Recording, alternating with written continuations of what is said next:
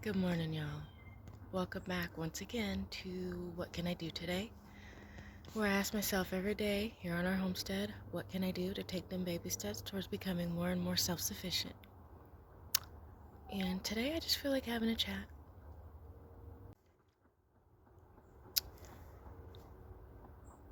We're spoiled as a country, as a people. And it really dawned on me the other day. We're spoiled.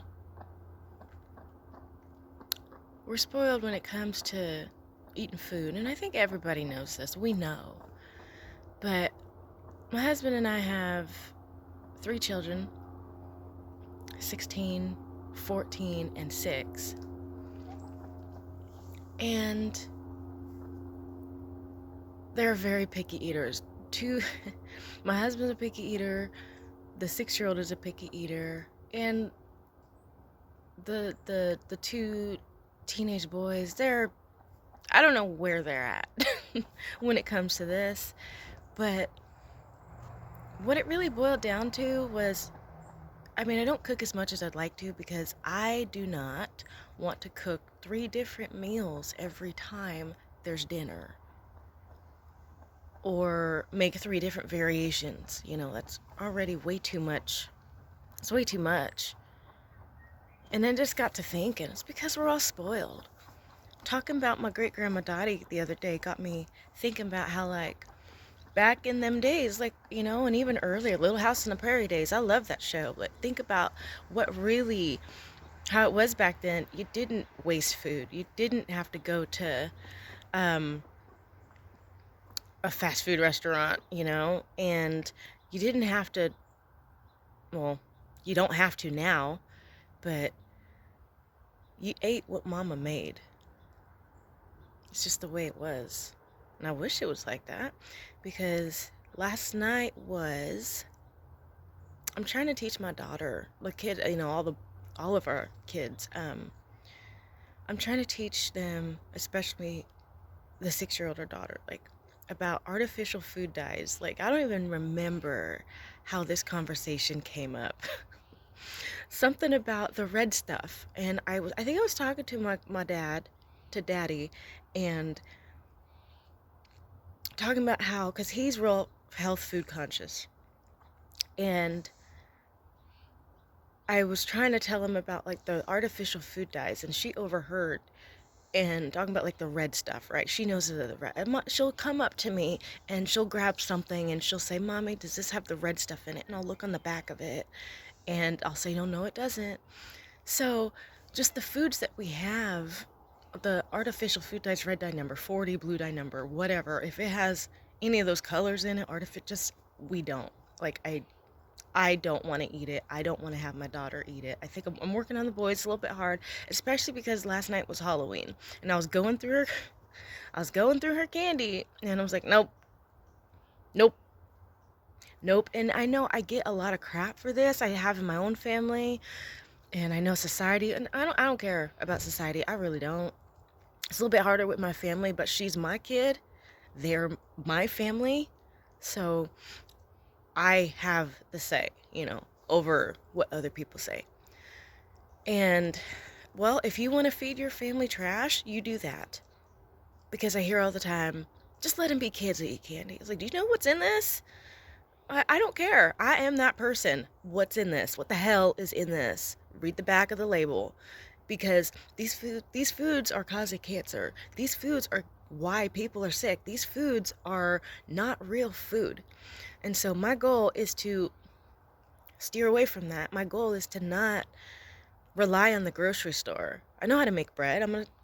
I can make bread. I made biscuits this morning for breakfast for everybody, biscuit sandwiches. And but my goal is to not rely on the grocery store because I personally believe it's not going to be there. But to get back to my point, my husband. To get back to my point, we're spoiled. I really wish that. I mean, I really wish that we weren't so picky. And we're picky because we have so many things to choose from. Just look at a dollar menu at any restaurant, any fast food place, and we actually don't eat fast food. I stopped eating fast food 10 years ago. And on it, I'm gonna be honest, every once in 6 months, I'll go to Chick-fil-A, and even then I'm looking at it sideways, like, what's really in this? But I steer away from fast food. I steer away from high fructose corn syrup. We don't drink soda. I know the boys do every once in a while, but it's not an everyday thing. Um, so I'm just disappointed.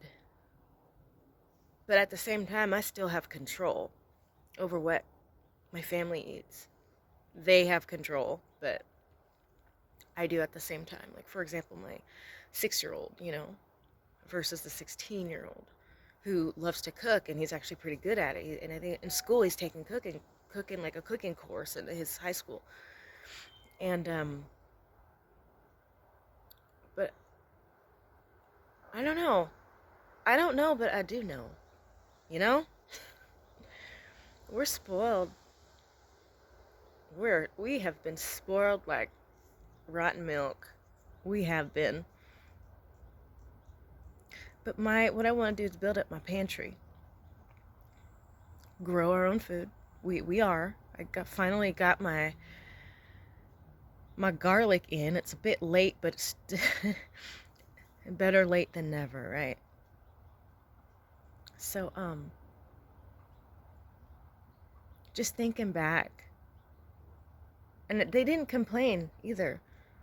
I'm thinking like Little House on the Prairie days, the real back in real time. I don't think they complained. They also didn't have food allergies. Like, I personally know someone who has really bad food allergies, and they have to they can't eat out at cookouts or whatever. They have to bring their own stuff, and that's sad. It really is.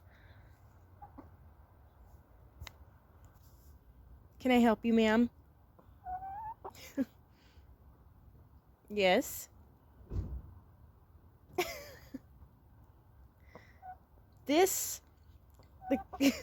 That is Chicken Nugget. We named her Chicken Nugget. We did have a whole menu, but they're gone now. Anyways. So, me personally, I stay away from certain things. I think I mentioned before, I try not to eat pork. And it's not a religious thing, it's a health thing. When people ask me, oh, are you religious? Like, no, first of all, I'm not religious, and I'm not going to go on a tangent about that. But I tell them it's not a religious thing, it's a health thing. It's just how I personally feel. I'm good. I can put down pork. I have for 3 years now. But also shellfish. I grew up eating crab. I'm originally from Baltimore, Maryland. I will eat me some crab, right? I can eat crab all day, every day. I don't have a problem putting that down. What